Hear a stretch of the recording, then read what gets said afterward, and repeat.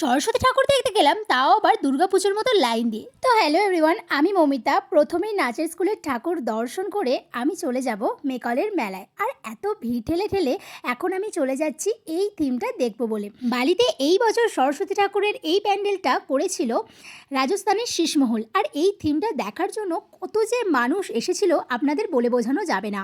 প্রায় অনেক দিন ধরে এই মেলাটি বলুন আর এই সরস্বতী মাই বলুন বেশ জনপ্রিয় হয়ে উঠেছে বালিতে। আর এই প্যান্ডেলটি কে কে দেখতে গিয়েছিলেন আমাকে কিন্তু অবশ্যই কমেন্ট করে জানিয়ে যাবেন। আমি কিন্তু এই প্রথম বছর জলে ভাসমান সরস্বতী মাকে দেখতে এলাম।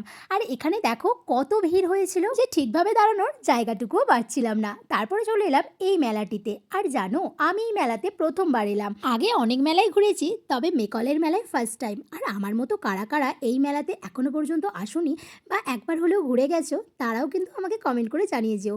আর এখানে অনেক রকম দোকান থাকার সত্ত্বেও আমি কিন্তু এই হ্যান্ডমেড জুয়েলারির দোকানটাতে দাঁড়িয়ে পড়েছিলাম। আর এই দোকানটিতে কালেকশনগুলো এত ভালো ছিল যে এখান থেকে আমার চোখ সরছিলই না। তাই এই দোকানটা থেকেই কিছু জিনিস আমি নিয়েছি, সেটা তোমাদের সাথে আমি পরের ভ্লগে শেয়ার করব। অবশ্যই কিন্তু সেই ভ্লগটাও চেক করো।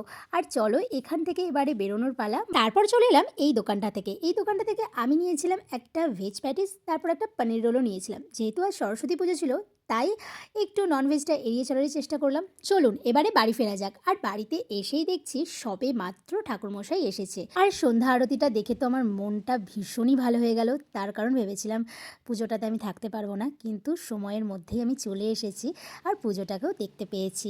তারপর তো প্যান্ডেলে কিছুক্ষণ বসে এখানে দেখো গোটা সিদ্ধ সবাই মিলে খাচ্ছিলাম। সবার বাড়ি থেকে আজকে মায়ের কাছে গোটা সিদ্ধ দেওয়া হয়।